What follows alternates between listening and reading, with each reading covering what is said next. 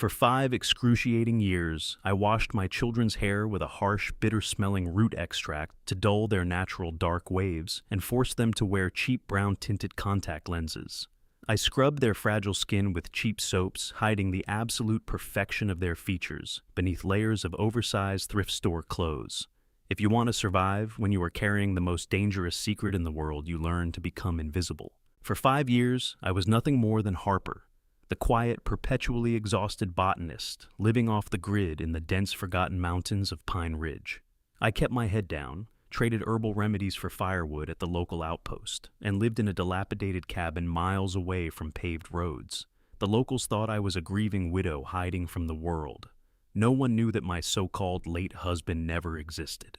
And no one knew that the twins I birthed on the cold floor of a charity clinic were the sole heirs to the Vance empire. Leo and Mia were my entire universe and my greatest liability. They had my gentle smile, but their eyes, when free of the brown lenses, were a piercing, unnatural steel gray. And on their left collarbones, they both bore a faint crescent-shaped birthmark. The genetic stamp of Kingston Vance, the undisputed king of Wall Street and the most ruthless man in the Western Hemisphere. Our history was a brief, reckless collision of my desperation and his unspoken grief. Before the weight of his family's syndicate hardened him into an absolute tyrant, Kingston was a man drowning in the aftermath of his father's assassination. I was just a low-level event coordinator, a nobody who happened to find him bleeding and exhausted in the hidden garden of a gala I was working. We shared one intensely reckless night born of adrenaline and sorrow, but when morning came, the brutal reality of his world set in. A woman like me carrying the heirs to a trillion-dollar empire wouldn't just be cast out. I would be eliminated by the Vance board of directors to preserve his upcoming strategic marriage to a rival dynasty's daughter. So I ran until my bank accounts were empty and my feet were bruised. It was a miserable, bone-weary existence. Every morning my hands ached as I pinned Mia's hair and meticulously inserted Leo's colored contacts. Just one more day, I would whisper to myself, staring at the dark circles under my own eyes in the cracked bathroom mirror. Keep them safe for just one more day. Until the storm hit. It was a freezing autumn afternoon when the deep, unnatural roar of engines tore through the valley. It wasn't a logging truck. It was the deafening sound of a massive black corporate helicopter spiraling out of control. My blood ran completely cold. The corporate elites never flew this far into the dead zone. Panic, raw and suffocating, seized my chest as a horrific crash shook the very foundation of the mountain, echoing off the pines just a mile from my cabin. I rushed out to the yard where Leo and Mia were collecting pine cones. "Inside, now," I hissed, grabbing them by their heavy coats. "Mommy, what was that loud boom?" Mia whimpered, clutching my leg. "I'm sorry, sweet girl. We just have to stay quiet," I breathed, my voice shaking. I dragged them into the dim cabin straight toward the heavy trapdoor hidden beneath my weaving loom. I shoved them down into the root cellar, pressing a flashlight into Leo's small, sturdy hands. "Hold your sister. Do not make a sound. No matter what you hear, you do not come up." I slammed the trapdoor shut, kicked a braided rug over it, and began frantically boiling water on the wood stove, trying to look perfectly normal. 20 minutes later, heavy, uneven footsteps struck my wooden porch. The door didn't just open. It was shoved so hard the hinges groaned. I fell back against the kitchen counter, gasping, as a massive figure blocked the doorway. It was a man in a tactical suit bleeding profusely from a head wound, supporting the weight of another man. Then the second man lifted his head. Time stopped. He was broader than I remembered. A towering mountain of raw power draped in a shredded, custom-tailored Tom Ford suit. His jaw was set in granite, a fresh laceration bleeding down his cheek. The sheer suffocating dominance of his aura pressed down on the tiny room, making it hard for me to draw a breath. "Kingston Vance, you, call for a medevac, now." Kingston ordered, his voice a deep, vibrating rumble that rattled the glass jars on my shelves. He didn't recognize me. Why would he? I was a ghost from a single chaotic night half a decade ago, now hidden behind messy hair and oversized flannels. "I don't have a phone line. The storm took down the cell towers," I stammered, keeping my head bowed low, my heart hammering against my ribs like a trapped bird. "But I have medical supplies. Bring him to the table." I rushed to the wounded security guard, keeping my back to Kingston as much as possible. My hands shook as I packed the deep gash on the guard's forehead with sterile gauze and pressure dressings. The metallic scent of blood filled the cramped cabin. Kingston paced the small room, his heavy leather shoes thudding against the floorboards. Every step he took toward the center of the room, toward the braided rug, sent a fresh wave of blinding terror through my veins. His massive frame seemed to swallow all the light. I prayed silently. Just let the storm pass. Let them leave. "You're shaking," Kingston observed, coldly pausing just inches from the edge of the rug. "Fear of blood, or do you know who I am?" "Just the blood, sir," I whispered, tying off the bandage. "He is stable. He needs rest." Kingston let out a harsh exhale, pulling out a satellite phone that clearly had no signal. We weighed out the storm, then we hiked to the main road. Relief so intense it made my knees weak washed over me. I had survived. But as Kingston turned away, the wind howled outside, rattling the windows. And in the sudden quiet that followed, a sharp thud echoed from directly beneath Kingston's feet. A dropped flashlight. Kingston froze. The movement was immediate, a locking of every muscle in his giant frame. His head tilted slightly. My breath hitched. "It's just raccoons under the floorboards," I choked out rapidly. "Old cabin." Kingston didn't answer. Slowly, agonizingly, he looked down at the braided rug. His instincts, honed by years of surviving assassination attempts and corporate espionage, screamed that I was lying. He took a slow step forward. Before I could even scream, Kingston kicked the heavy wooden loom aside, as if it weighed nothing. He ripped the rug away and yanked the iron ring of the trapdoor, throwing it open. Down in the dim light of the cellar, Leo stood protectively in front of Mia. In the panic of the rush, Leo had been rubbing his face, crying. The cheap brown contact lenses had been irritated by the dust. He had popped them out. Kingston dropped to his knees at the edge of the hole. He stared down at the two children, his chest heaving with adrenaline. The silence stretched until it felt like a crushing physical weight. He looked from Leo to Mia, and then the towering billionaire, a man who broke Wall Street titans without blinking, looked as if the earth had completely dropped from beneath him. His gaze locked onto Leo. The boy possessed the exact same piercing steel gray eyes, an undeniable mathematical impossibility, unless it was his own blood. And there, visible on the boy's collarbone, where his oversized t-shirt had slipped, was the crescent-shaped birthmark. Kingston's breath hitched violently. The realization struck him with the force of a freight train. The cold, ruthless mask of the king shattered entirely. "Mine," he choked out. His voice wasn't a roar. It was a raw, trembling whisper that cracked with a decade of unshed tears. He slowly turned his head to look up at me, his steel eyes wide, swimming with a terrifying mixture of absolute shock, betrayal, and a fierce, possessive agony. They are mine." His hands gripped the edge of the floorboard so hard his knuckles turned white. "You hid my children." "You hid them from me," Kingston repeated, his voice dropping to a terrifying guttural whisper that made the wooden floorboards vibrate. He didn't blink. He just stared at Leo's steel gray eyes, his own eyes mirroring the exact same shade, though his were currently swimming in a violent storm of unshed tears and rage.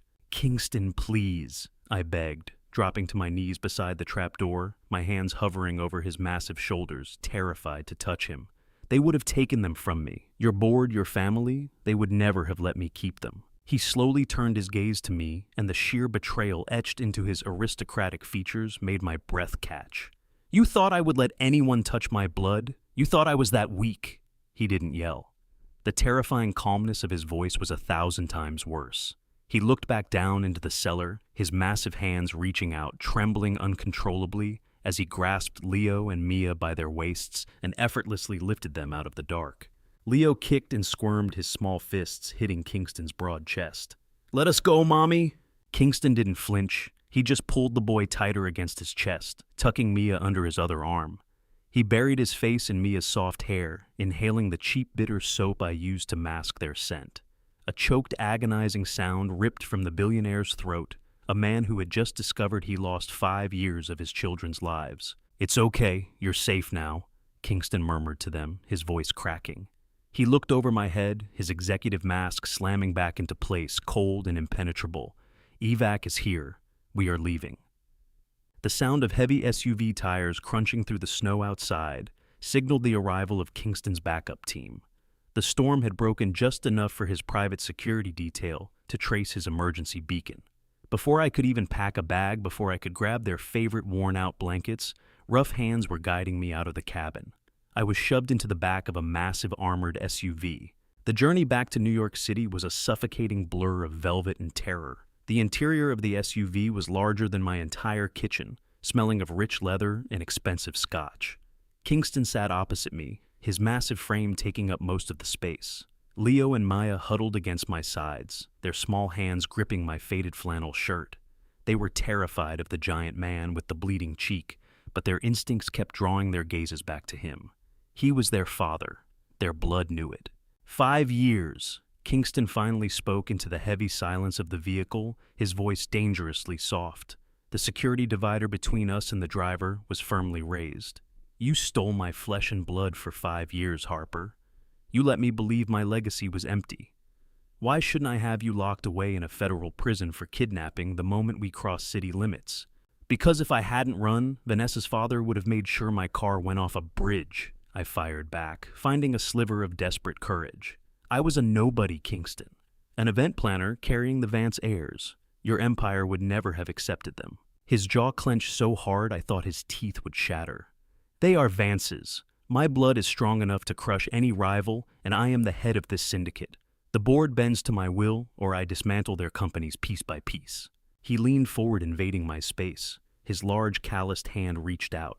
I flinched, but he bypassed me entirely, gently brushing a stray lock of hair from Mia's sleeping face. His touch was impossibly light for a man of his violent reputation. They look just like you, I whispered, the exhaustion finally catching up to my bones. Kingston's eyes flicked up to mine, the cold fury melting into a scorching, undeniable pain. I missed their first steps. I missed their first words. You robbed me of everything, Harper. I kept them alive, I answered fiercely, tears finally spilling down my cheeks. I traded my entire life to keep them breathing. The heavy silence returned, thick and suffocating, lasting until the towering skyline of Manhattan came into view. We were no longer in the safe, quiet shadows of Pine Ridge. I was dragging my children directly into the viper's nest, and the only shield we had was the man who currently hated me more than anything in the world. The Vance estate was a terrifying monument of black marble glass and ruthless modern architecture, nestled on a private cliffside in Long Island. It was a stark, freezing contrast to our cozy wooden cabin. But the true danger wasn't the cold stone. It was the woman waiting in the grand foyer. Vanessa Sterling, daughter of the Sterling banking dynasty. She was beautiful, lethal, and heavily favored to become the next Mrs. Kingston Vance. For 3 years, she had attended every gala on his arm, waiting for him to finally put a ring on her finger to merge their empires. She was proud, perfectly polished, and vicious. When the heavy oak doors swung open, and Kingston stepped into the foyer carrying 2 dark-haired children, bearing his exact steel-gray eyes, the color completely drained from Vanessa's perfectly contoured face. "Kingston, darling," she said, her voice shaking slightly as her manicured hands gripped her silk robe. Her eyes darted behind him to me, a woman in muddy boots and a faded flannel shirt. "What is the meaning of this? Who are these people?" "An adjustment to the estate," Kingston said, coldly rushing past her, without offering a single comforting touch. "Prepare the East Wing. My heirs have come home." The word *heirs* echoed through the cavernous foyer like a death knell. I saw the look in Vanessa's icy blue eyes as she watched my children walk past. It was pure, unadulterated venom. I knew right then with absolute certainty that Kingston's protective shadow might not be enough. For the next 2 weeks, we were prisoners in a gilded cage. We had silk sheets, endless gourmet food, and heavily armed private military contractors at our doors. But we were strictly forbidden from leaving the East Wing. Kingston visited every single evening after his board meetings. He was an awkward, imposing father. He didn't know how to play with cheap plastic toys or read silly bedtime stories. But he would sit on the edge of Leo's luxury race car bed and tell him about the stock market, about building skyscrapers, and the history of the Vance Empire. It was bizarre and slightly terrifying, but it utterly captivated the twins. He was desperately trying to forge a bond, trying to fill a 5-year void in a matter of days. But his gaze toward me remained completely frigid. I was the thief who stole his time. We rarely spoke, dancing around each other in the massive penthouse suite like 2 predators in a confined space. "They need to go outside," I told him one evening, watching Mia press her small hands against the bulletproof glass of the window, looking out at the sprawling manicured gardens. "You can't keep them locked up like prized racehorses." Kingston unbuttoned his suit jacket, rolling up his sleeves to reveal forearms corded with tension. They stay where my security can see them. Until I officially present them at the Foundation Gala this weekend, they are vulnerable. Vulnerable to who? I challenged, stepping closer to him. To the press or to your lovely fiancée, who looks at them like they are a disease. Kingston's eyes darkened, stepping into my space, until I was forced back against the heavy mahogany desk. The scent of his expensive cologne and male aggression made my pulse skyrocket. Vanessa understands her place. She is a strategic partner, nothing more.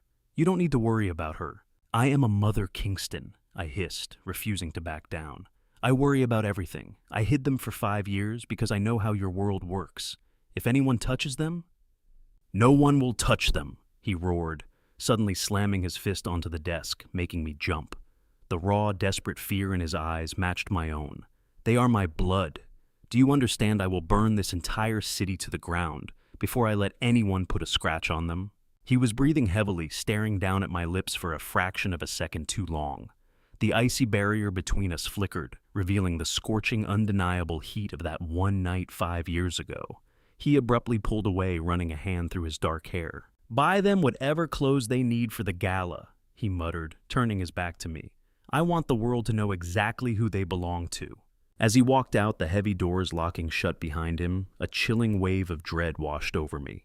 The gala was in 3 days, and while Kingston was busy preparing to crown his heirs, I knew the viper in the house was already preparing to strike. The Vance Foundation Gala was the social apex of New York City's elite, held in the cavernous gold-leafed grand ballroom of the Pierre Hotel. It was a sea of bespoke tuxedos, million-dollar diamonds, and predators masking their ruthlessness behind champagne flutes and polite smiles.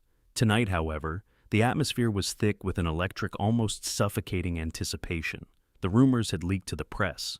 The King of Wall Street was not arriving alone.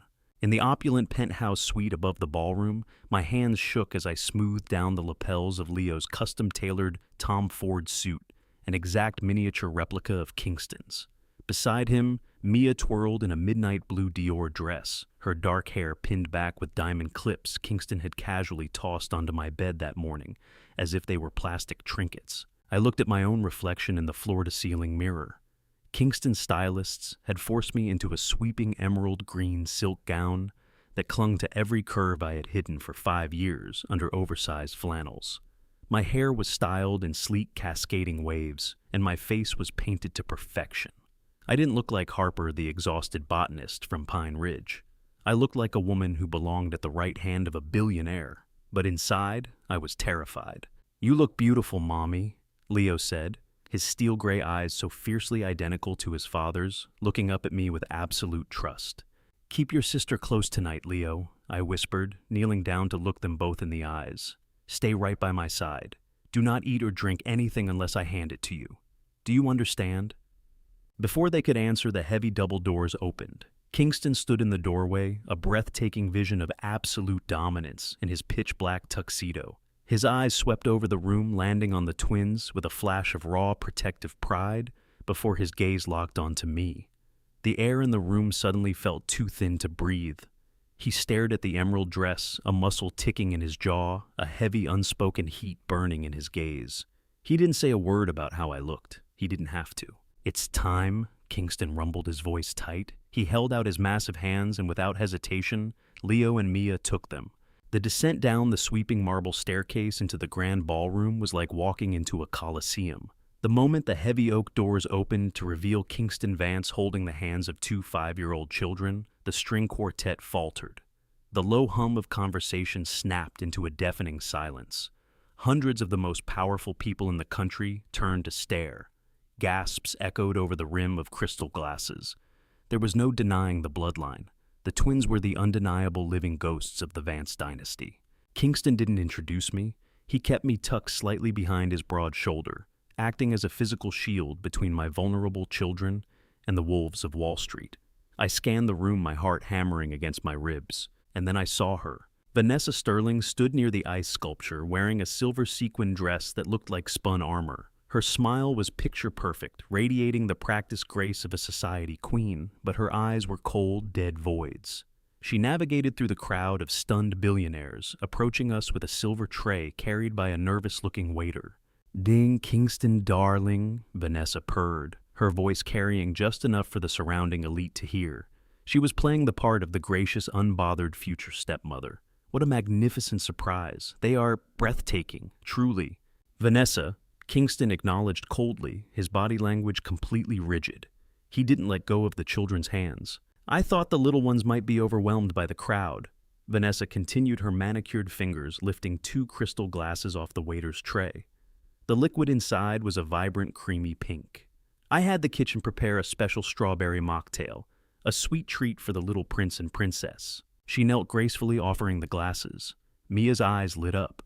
After 5 years of drinking nothing but well water and goat's milk in the mountains, the bright pink sugary drink was irresistible. She reached out her small hand. But as Vanessa brought the glass closer, the heavy scent of the ballroom, expensive perfumes, roasted meats, and blooming orchids was pierced by something distinctly unnatural. My nostrils flared. 5 years of foraging, grinding herbs, and surviving in the wild had turned my senses into finely tuned instruments. Beneath the artificial strawberry sweetness, I caught a microscopic metallic undertone. It smelled faintly of bitter almonds and synthesized oleander, a highly refined, tasteless neuroinhibitor, a chemical designed to mimic a sudden catastrophic heart defect in young children. It was a poison used by high-end corporate assassins, completely untraceable in a standard autopsy. "No," I gasped, the word tearing from my throat. I lunged forward, pushing past Kingston's massive frame, but I was wearing stiletto heels and a heavy silk dress. I was a fraction of a second too slow. I couldn't reach the glass in time, but someone else did. Leo, acting on an ancient protective instinct that seemed hardwired into the Vance bloodline, stepped in front of his twin sister. He didn't know about poisons or corporate assassinations, but he had spent his entire life watching me meticulously check their food in the wild. He saw the sheer, unadulterated panic in my eyes. Before Mia's fingers could graze the crystal, Leo snatched the pink drink from Vanessa's hands. "I'm the oldest. I taste it first," the 5-year-old declared bravely. "Leo, drop it!" I screamed, my voice shattering the elegant murmur of the ballroom. But the boy, trying to be brave for his sister, tipped the glass back and took a massive gulp. For one agonizing second, nothing happened. The string quartet, which had tentatively resumed playing, seemed to drag out a single haunting note. Vanessa stood up slowly, her mask of polite concern slipping just a fraction to reveal a glint of pure, triumphant malice. Kingston turned toward me, confusion flashing across his sharp features. "Harper, what is wrong with you?" The sound of shattering crystal cut him off. The glass slipped from Leo's small hand, exploding into glittering shards against the marble floor. The pink liquid splashed across Kingston's polished shoes. A terrifying, bone-crunching wheeze erupted from Leo's chest. The boy's eyes, those piercing steel-gray eyes, rolled back into his head.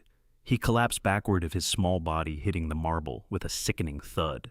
Violent, aggressive convulsions immediately seized his limbs. Dark, pink-tinged foam began to bubble at the corners of his lips. "Leo!" I shrieked, a sound of such primal, agonizing terror that it silenced the entire ballroom. I dropped to my knees, tearing the expensive silk of my dress, and scrambled over the broken glass. I grabbed my son, turning him onto his side to keep him from choking on the foam. His skin was already turning a horrific ashen shade of blue. His temperature was dropping rapidly. "My baby, someone help him! Call an ambulance!" I sobbed, frantically checking his erratic, fluttering pulse. The ballroom descended into absolute pandemonium. Billionaires backed away in horror. Women screamed, clutching their pearls. But the loudest sound in the room wasn't the panic of the elite. It was the roar of the king. Kingston Vance dropped to his knees beside me, his massive hands hovering over his seizing son, terrified to cause more damage. The color completely drained from his face, leaving behind a mask of absolute murderous horror. The composed, untouchable CEO vanished, replaced by a father watching his entire world violently end. Leo, look at me. Stay with me, son. I have you," Kingston begged, his voice cracking, shedding all of its tyrannical frost. He looked up at the crowd, his eyes wild and bloodshot. "Where is the goddamn medic? I pay a medical team millions to be on standby. Get them down here now." A team of paramedics permanently stationed at Vance events pushed through the crowd with a trauma bag. They dropped beside us, shining a penlight into Leo's unresponsive eyes and pressing a stethoscope to his chest. "Heart rate is plummeting, sir. He's going into cardiac arrest," the lead medic shouted over the din, ripping open Leo's tiny custom suit to attach defibrillator pads. "We need to hit him with epinephrine and transport immediately. It looks like a massive allergic reaction." "It's not an allergy," I screamed, grabbing the medic's arm, my fingers digging into his uniform. "It's a synthetic oleander derivative. A neurotoxin, epinephrine, will accelerate his heart and kill him faster. You have to flush his system." The medic looked at me like I was insane. "Ma'am, step back. I have protocol." "Listen to her!" Kingston roared, the sheer overwhelming force of his command, striking the medic like a physical blow. Kingston stood up, his massive frame radiating an aura of lethal, suffocating power. He didn't look like a businessman anymore. He looked like the ruthless syndicate boss the rumors claimed his father had been. Kingston turned his murderous steel-gray eyes toward the heavy brass doors of the ballroom. He reached into his tuxedo jacket, pulling out a sleek black communication radio. "Lock down the building," Kingston ordered his private security force. His voice echoed through the massive room, chilling the blood of every billionaire present. "Seal the doors, cut the elevators, ground every helicopter on the roof." The sharp asterisk, clack-clack asterisk of assault rifles being chambered echoed around the perimeter of the room as Kingston's black-suited security detail moved in, blocking every exit. The Vance Foundation Gala had just become a hostage situation. "Nobody leaves this room," Kingston promised, his voice a vibrating rumble of pure death, as his gaze locked onto Vanessa Sterling, who was desperately trying to inch toward the side exit.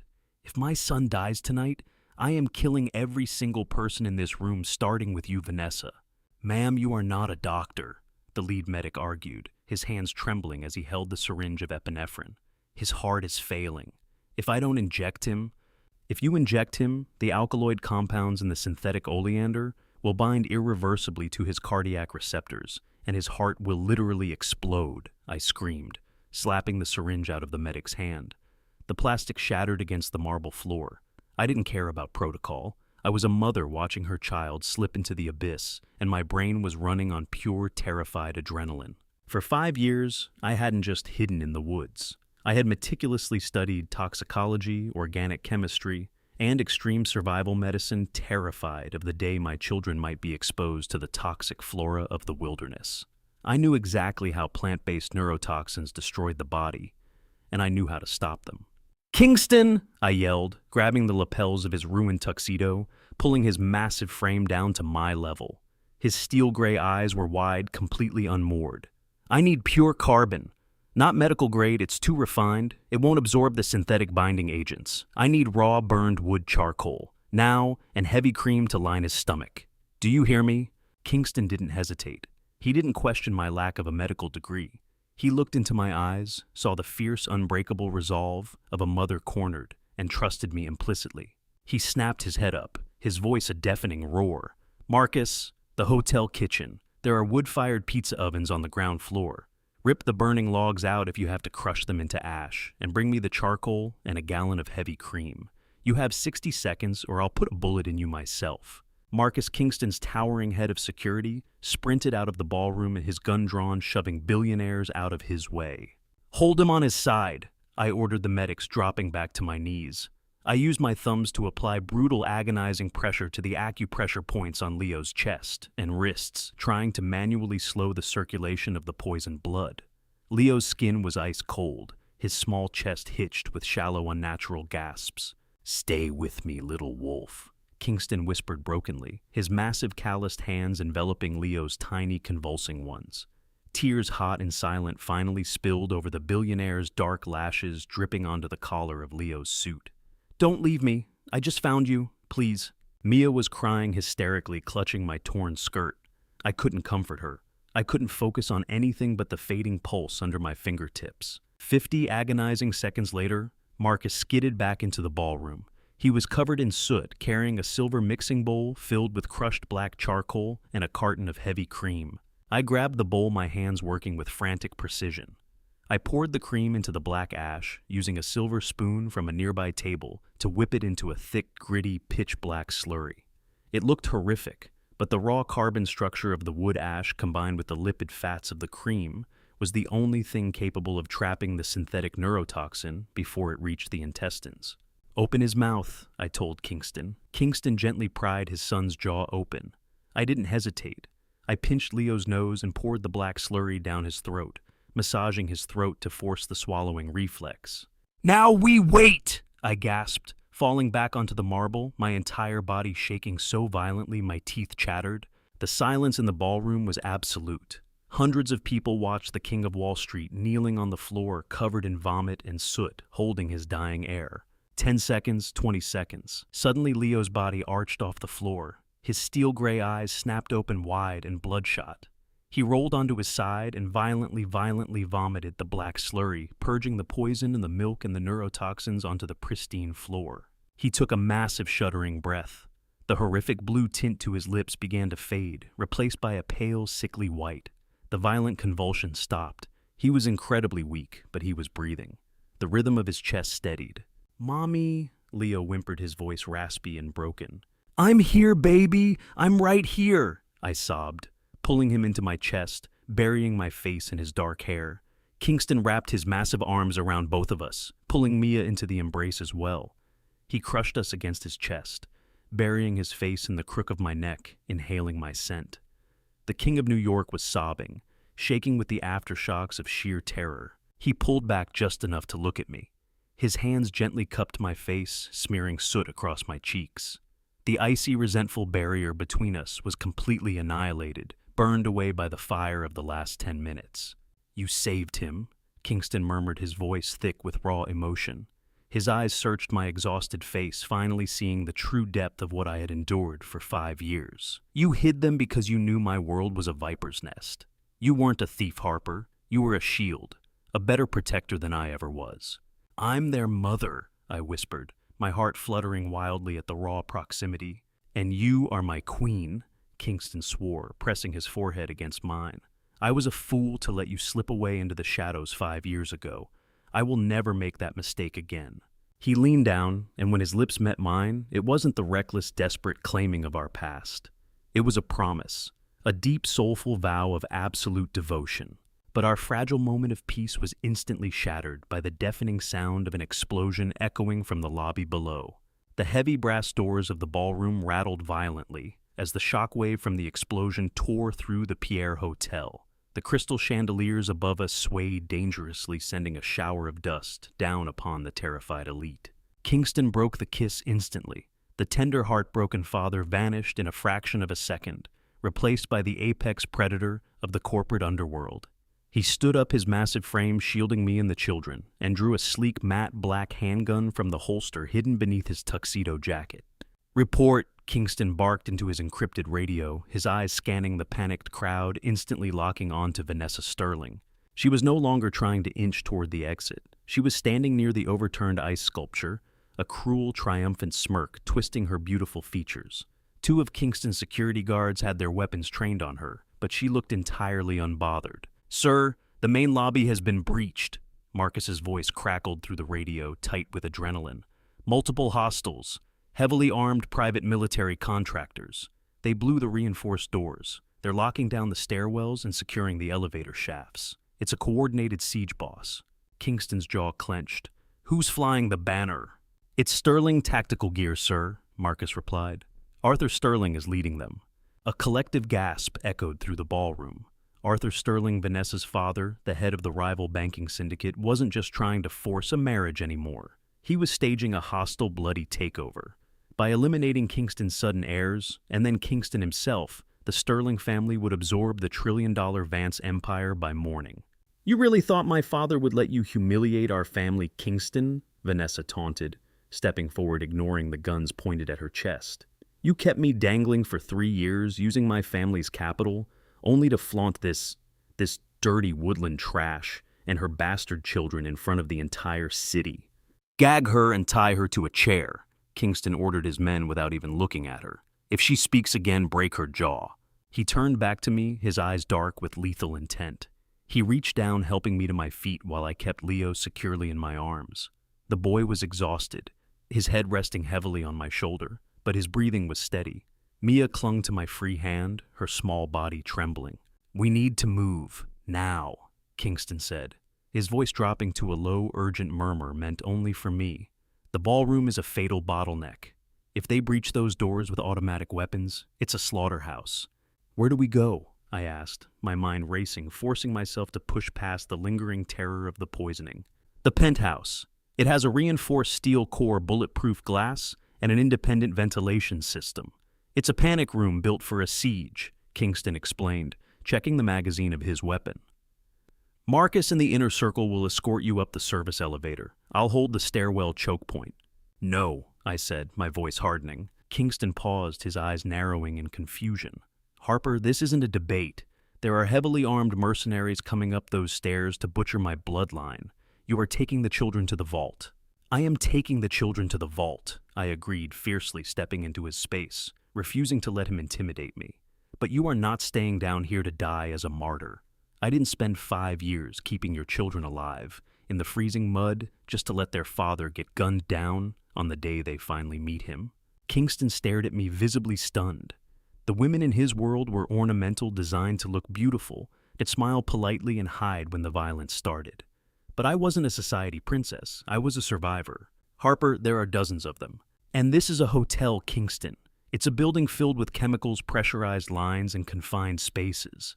I interrupted, my mind rapidly calculating the structural environment.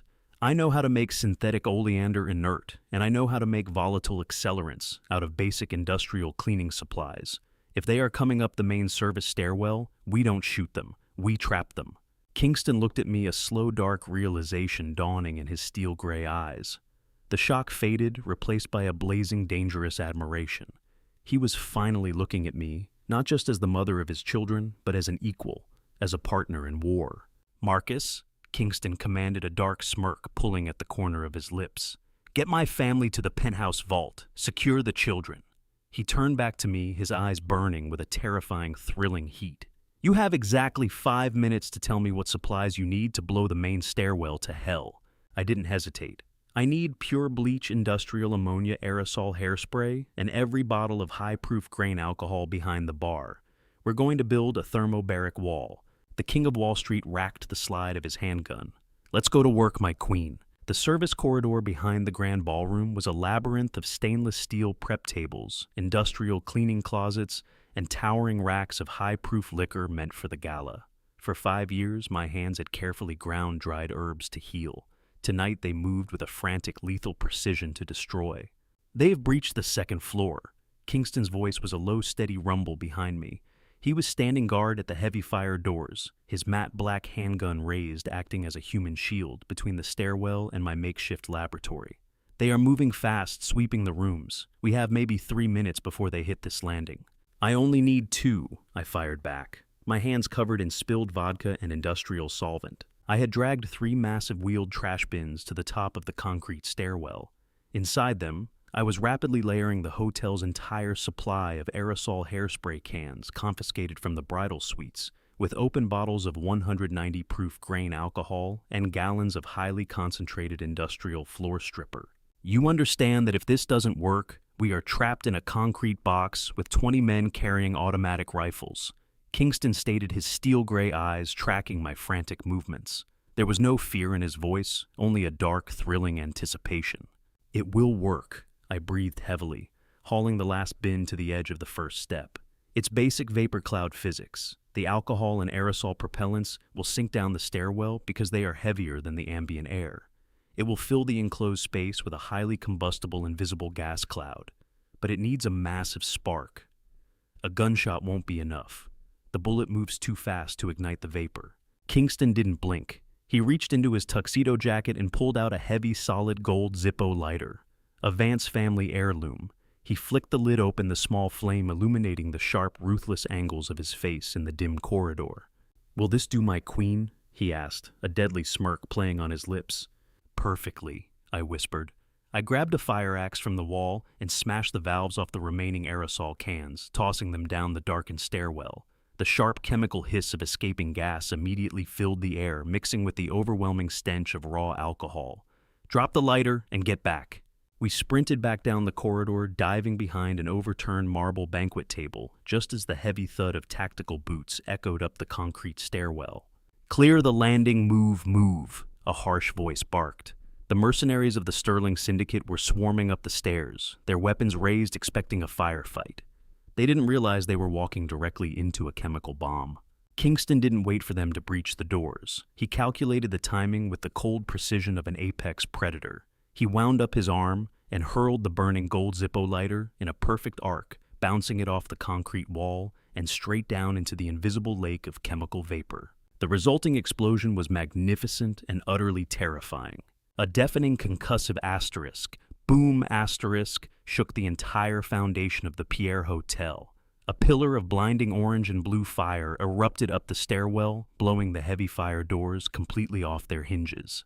The thermobaric shock waves sucked the oxygen out of the corridor, shattering every glass pane in the vicinity.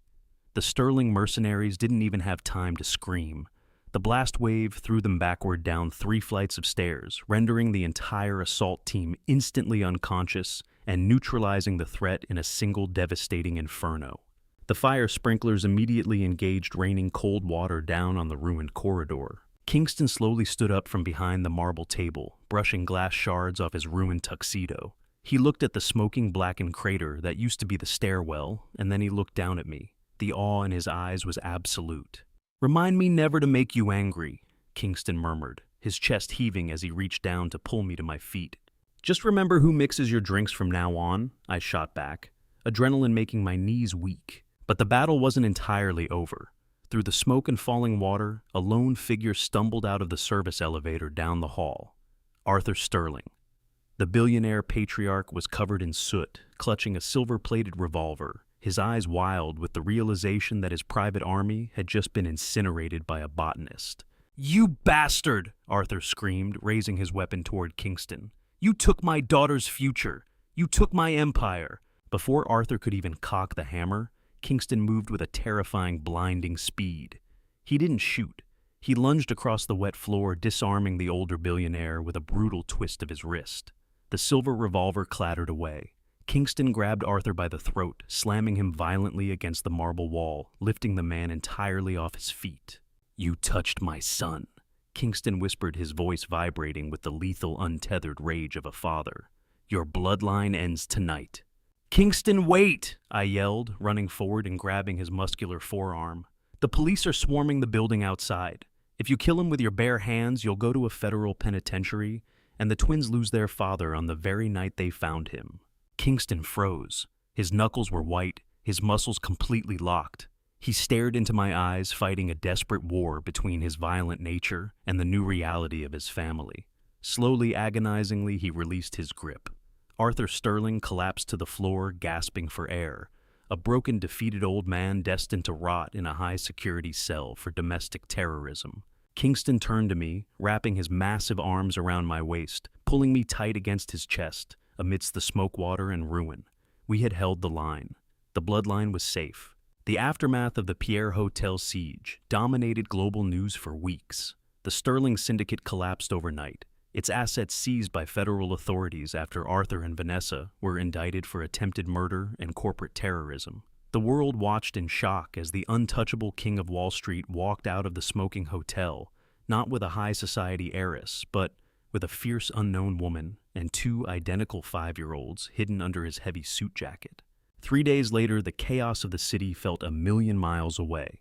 I stood on the expansive stone balcony of the Vance estate in Long Island, the crisp autumn wind whipping my hair around my face. The sky was painted in brilliant strokes of violet and gold as the sun dipped below the horizon. Inside the warm, secure mansion, the sounds of laughter echoed through the halls, a sound this house hadn't heard in generations. Leo was completely recovered.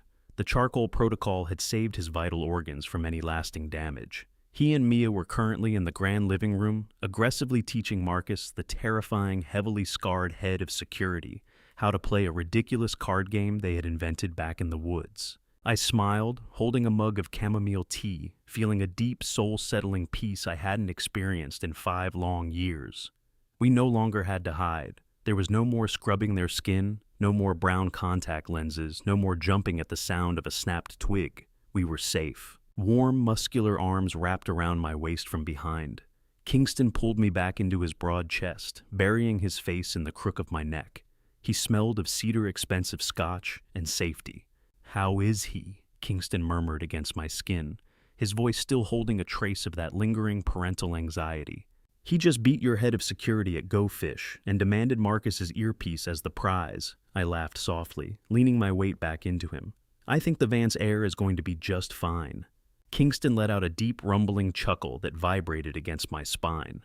He turned me around, gently taking the mug from my hands and setting it on the stone railing. The setting sun caught the striking silver in his gray eyes. He looked rested. The heavy dark shadows of grief that had haunted him since his father's death, and the violent tension of the past few days, had finally lifted. He didn't say anything at first. He just looked at me. It truly looked at me, his gaze tracing the curve of my jaw, the shape of my lips, committing every detail to memory, as if terrified I might vanish back into the shadows. Then, to my absolute shock, the ruthless, untouchable king of Wall Street took a step back and slowly dropped to one knee on the cold stone of the balcony. "Kingston!" I gasped, my hands flying to my mouth. He reached into his pocket and pulled out a small black velvet box. He flipped it open, revealing a breathtaking, flawless, emerald-cut diamond ring, flanked by 2 rare gray diamonds that perfectly matched the color of his and his children's eyes. 5 years ago, I was a broken man who took advantage of a beautiful, kind woman because I was desperate to feel something other than pain. Kingston began, his voice thick with raw emotion, stripping away every ounce of his corporate armor. "I brought you into my dangerous world, and when things got dark, I wasn't there to protect you. You fought for our children in the mud, in the cold, and in the shadows. You bled for them, and 2 nights ago you stood in front of a mercenary army and burned them to the ground to protect my legacy." Tears spilled down my cheeks hot and fast. "You aren't just the mother of my heirs, Harper," Kingston swore, looking up at me with absolute, unwavering devotion. "You are the bravest person I have ever known. You are the only woman capable of standing by my side in this life. I don't want to be the king without you. I need you. Please do me the absolute honor of becoming my wife. Be my queen." I didn't hesitate. The fear, the running, the resentment, it was all washed away by the sheer depth of the love burning in his eyes. "Yes," I choked out a wet laugh escaping my lips. "Yes, Kingston, I will." He slid the heavy diamond onto my trembling finger, standing up and pulling me into a fierce, bone-crushing embrace. He kissed me with a passionate, possessive hunger that promised a lifetime of protection and devotion. As we stood there wrapped in each other's arms, the heavy glass doors opened.